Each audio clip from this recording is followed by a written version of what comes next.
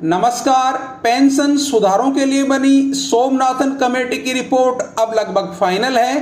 Committee ने अपनी report final करने के अंतिम चरण में कर्मचारी संगठनों को डिस्कशन के लिए इनवाइट किया और 15 जुलाई 2024 को हुई इस मीटिंग के बाद अब ये लगभग कंफर्म है कि सरकार 23 जुलाई 2024 को बजट में पेंशन सुधारों की घोषणा कर सकती है, या यूं कहें कि सरकार गारंटीड पेंशन योजना को प्रस्तुत करने वाली है, जिससे कर्मचारियों को अंतिम बेसिक पे के 50% के बराबर पेंशन का प्रस्ताव दिया जा सकता है। हालांकि इस मीटिंग में रक्षा कर्मचारी महासंघ जैसे कुछ कर्मचारी संगठन शामिल नहीं हुए।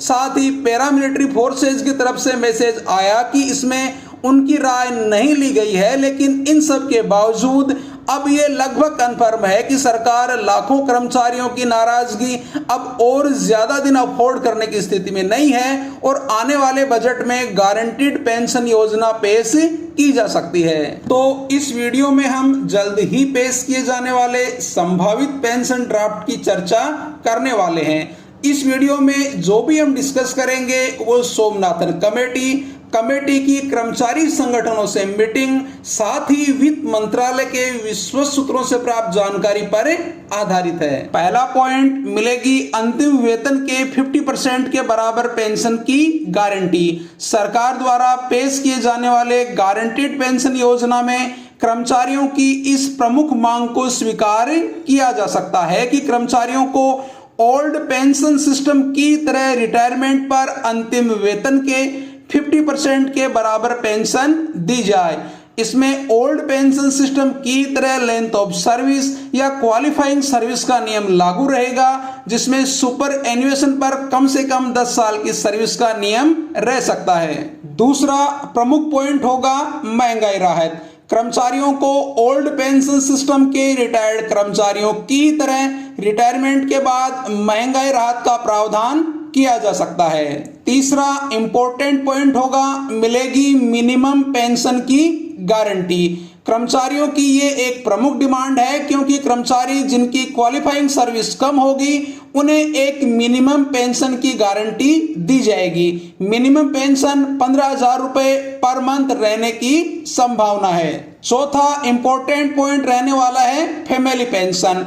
कर्मचारी की रिटायरमेंट के बाद मृत्यु होने पर कर्मचारी के स्पाउस को एक तयशुदा अमाउंट फैमिली पेंशन के रूप में दिए जाने का प्रावधान भी किया जा सकता है।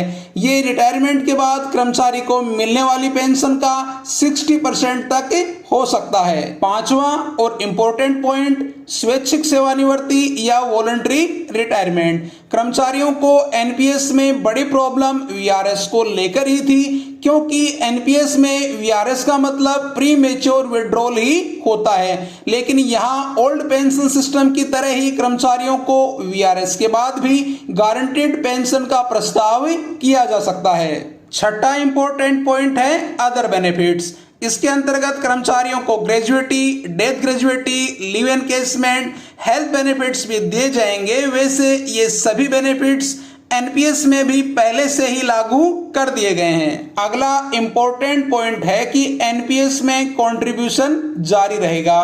कर्मचारियों के बेसिक पे का 10% अमाउंट टियर 1 अकाउंट में जमा होता रहेगा। साथ ही सरकार का 14% अंशदान भी जारी रहने वाला है।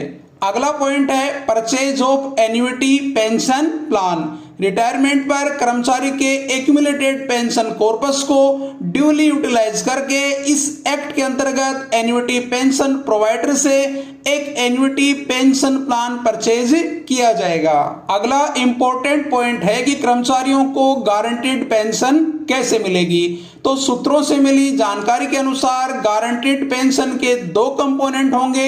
एक एन्युटी कंपोनेंट जो कि कर्मचारी के एक्यूमुलेटेड पेंशन कॉर्पस से परचेज किया जाएगा, और दूसरा टॉप अप कंपोनेंट जो कि कर्मचारी को नियमानुसार गारंटीड पेंशन देने के लिए इस्तेमाल किया जाएगा यदि इसकी जरूरत होगी। आइए अब बात करते हैं पेंशन फंड की। टॉपअप कंपोनेंट के लिए सरकार एक फंड बनाएगी जो तब काम आएगा जब कर्मचारी के एक्यूमुलेटेड पेंशन कॉर्पस से परचेज किया गया एन्युटी पेंशन प्लान कर्मचारी को निर्धारित गारंटीड पेंशन देने में असमर्थ होगा। इस स्थिति में पेंशन फंड इस कमी को पूरा करेगा। इसके अलावा कुछ ऐसे सवाल हैं जिनके जवाबों का इंतजार आपकी तरह हमें भी रहेगा। पहला सवाल, गारंटीड पेंशन चाहने वालों को क्या रिटायरमेंट पर टियर 1 अकाउंट में जमा अपने टोटल कॉर्पस से एन्युटी पेंशन प्लान परचेज करना होगा। दूसरा पॉइंट कि अगर ऐसा होगा तो फिर कर्मचारियों को रिटायरमेंट पर क्या कुछ नहीं मिलेगा, जबकि ओल्ड पेंशन स्कीम में कर्मचारियों को जीपीएफ की सुविधा मिली हुई है। और तीसरा, जिन कर्मचारियों ने सर्विस के दौरान अपने एनपीएस के टियर 1 अकाउंट से पार्शियल विड्रॉल कर लिया है या फिर आगे करना चाहते हैं, उनको पेंशन की कैलकुलेशन किस तरह से की जाएगी। तो इस प्रकार अलग अलग सोर्सेज से जानकारियां इकट्ठा करने के बाद हमने ये संभावित ड्राफ्ट आपके सामने रखा है। आपका इस विषय में क्या सोचना है, जरूर कमेंट करें।